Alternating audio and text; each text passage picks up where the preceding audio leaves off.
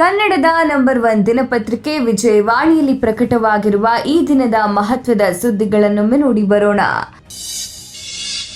ಪ್ರತಿಪಕ್ಷಗಳ ತೀವ್ರ ವಿರೋಧ, ಪ್ರತಿಭಟನೆ ನಡುವೆ ದ್ವೇಷ ಭಾಷಣ ಅಪರಾಧಕ್ಕೆ ಅಂಕುಶ, ಸಾಮಾಜಿಕ ಬಹಿಷ್ಕಾರಕ್ಕೆ ಜೈಲು ಶಿಕ್ಷೆ ವಿಧಿಸುವ ಪ್ರಸ್ತಾಪಕ್ಕೆ ವಿಧಾನಸಭೆಯಲ್ಲಿ ಒಪ್ಪಿಗೆ ಸಿಕ್ಕಿದೆ.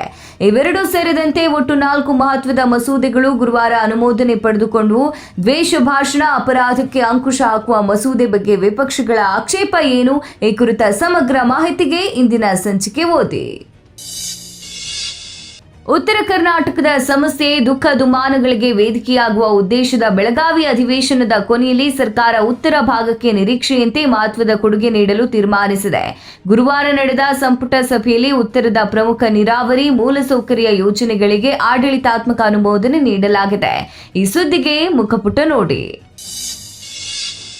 ಶಾಲಾ ಶಿಕ್ಷಣ ಇಲಾಖೆಯ ಕೇಂದ್ರೀಕೃತ ದಾಖಲಾತಿ ಘಟಕ ಇದೆ. 7ರಂದು ನಡೆಸಿದ್ದ ಶಿಕ್ಷಕರ ಅರ್ಹತಾ ಪರೀಕ್ಷೆ ಫಲಿತಾಂಶ ಡಿಸೆಂಬರ್ 23 ಅಥವಾ 24ರಂದು ಪ್ರಕಟಗೊಳ್ಳುವ ಸಾಧ್ಯತೆ ಇದೆ. ಈ ಸುದ್ದಿಗೆ ವಿಜಯವಾಣಿ ಓದಿ. ಬಿಪಿಎಲ್ ಕಾರ್ಡ್ ಪಡೆಯಲು ಇರುವ ಕುಟುಂಬದ ವಾರ್ಷಿಕ ಆದಾಯ ಮಿತಿಯನ್ನ ಶೀಘ್ರದಲ್ಲೇ ಹೆಚ್ಚಳ ಮಾಡುವುದಾಗಿ ಆಹಾರ ಸಚಿವ ಕೆಎಚ್ ಮುನಿಯಪ್ಪ ಗುರುವಾರ ವಿಧಾನಸಭೆಗೆ ಮಾಹಿತಿ ನೀಡಿದರು. ಆದಾಯ ಮಿತಿ ಹೆಚ್ಚಳ ಸಂಬಂಧ ಶೀಘ್ರ ಸಿಎಂ ಜೊತೆ ಚರ್ಚಿಸಿ ನಿರ್ಧಾರ ಕೈಗೊಳ್ಳುವುದಾಗಿ ಇದೇ ಸಂದರ್ಭದಲ್ಲಿ ಸ್ಪಷ್ಟಪಡಿಸಿದರು. ಈ ಸುದ್ದಿಗೆ ಇಂದಿನ ಸಂಚಿಕೆ ಓದಿ. 20 ವರ್ಷಗಳ ಹಳೆಯ ನರೇಗಾ ಯೋಜನೆಯನ್ನು ಬದಲಿಸುವ ವಿಕಸಿತ ಭಾರತ ಉದ್ಯೋಗ ಖಾತ್ರಿ ಮತ್ತು ಜೀವನೋಪಾಯ ಮಿಷನ್ ಮಸೂದೆ ವಿಪಕ್ಷಗಳ ತೀವ್ರ ಪ್ರತಿಭಟನೆ ನಡುವೆಯೇ ಗುರುವಾರ ಲೋಕಸಭೆಯಲ್ಲಿ ಅಂಗೀಕಾರ ಪಡೆದುಕೊಂಡಿತು. ಯೋಜನೆಯಿಂದ ಮಹಾತ್ಮ ಗಾಂಧಿ ಹೆಸರು ತೆಗೆದು ಹಾಕ್ತಾ ಇರುವುದನ್ನು ಖಂಡಿಸಿ ವಿಪಕ್ಷಗಳ ಸದಸ್ಯರು ಮಸೂದೆ ಪ್ರತಿ ಹರಿದು ಸ್ಪೀಕರ್ ಪೀಠದತ್ತ ತೂರಿದ್ರು. ಈ ಸುದ್ದಿಗೆ ದೇಶ ವಿದೇಶ ಪುಟ ನೋಡಿ. ಪರಿಶಿಷ್ಟ ಜಾತಿ ಮೀಸಲು ವರ್ಗೀಕರಣ ಮಸೂದೆ ಗುರುವಾರ ಸುದೀರ್ಘ ಚರ್ಚೆಗೊಳಪಟ್ಟ ನಂತರ ವಿಧಾನಸಭೆಯಲ್ಲಿ ಒಪ್ಪಿಗೆ ಪಡೆದುಕೊಂಡಿತು. ತಿದ್ದುಪಡಿ ಮಸೂದೆ ಮೇಲೆ 2 ತಾಸಿಗೂ ಹೆಚ್ಚು ಕಾಲ ಚರ್ಚೆಯಾಯಿತು. ವಿಧೇಯಕದಲ್ಲಿನ ಕೆಲವು ವ್ಯತ್ಯಾಸಗಳ ಪರಿಷ್ಕರಣೆಗೆ ಪಕ್ಷಾತೀತವಾಗಿ ಒತ್ತಾಯಿಸಲಾಯಿತು. ಇದೇ ವೇಳೆ ಒಳ ಮೀಸಲು ವಿಚಾರವಾಗಿ ಬಿಜೆಪಿ ನಾಯಕ ಅರವಿಂದ್ ಬೆಲ್ಲದ ಆಡಿದ ಮಾತಿಗೆ ಸಿಎಂ ಸಿದ್ದರಾಮಯ್ಯ ಸಿಟ್ಟಿಗಿದ್ದ ವಿದ್ಯಮಾನವೂ ನಡೆಯಿತು. ಈ ಸುದ್ದಿಗೆ ಸಮಸ್ತ ಕರ್ನಾಟಕ ಪುಟ ನೋಡಿ.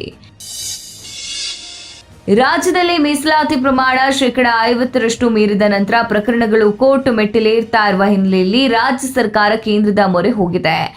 ಈ ಸುದ್ದಿಗೆ ಇಂದಿನ ಸಂಚಿಕೆ ಓದಿ.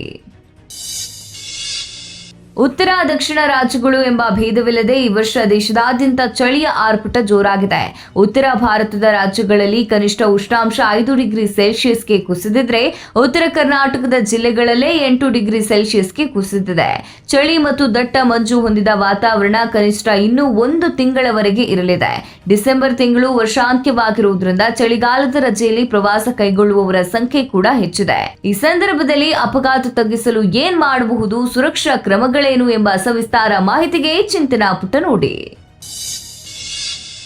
ಜಾಗತಿಕ ಮಾರುಕಟ್ಟೆಗಳಲ್ಲಿನ ಮಂದಗತಿ ಮತ್ತು ಅಮೆರಿಕ ಜೊತೆಗಿನ ವ್ಯಾಪಾರ ಒಪ್ಪಂದದ ಕುರಿತಾದ ಅನಿಶ್ಚಿತತೆಯ ನಡುವೆ ಭಾರತೀಯ ಷೇರು ಮಾರುಕಟ್ಟೆಗಳು ಗುರುವಾರ ಸತತ 4ನೇ ದಿನವೂ ನಷ್ಟದೊಂದಿಗೆ ವಹಿವಾಟು ಮುಕ್ತಾಯಗೊಳಿಸಿವೆ. ಮತ್ತೊಂದೆಡೆ ಬೆಳ್ಳಿ ದರ ಮತ್ತೆ $1,800 ಏರಿಕೆ ಕಂಡಿದೆ. ಈ ಸುದ್ದಿಗೆ ಮನೆ ಮಾತು ನೋಡಿ.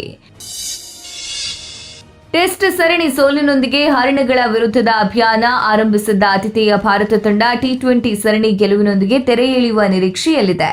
ಈ ಸುದ್ದಿಗೆ ಕ್ರೀಡಾಪುಟ ನೋಡಿ.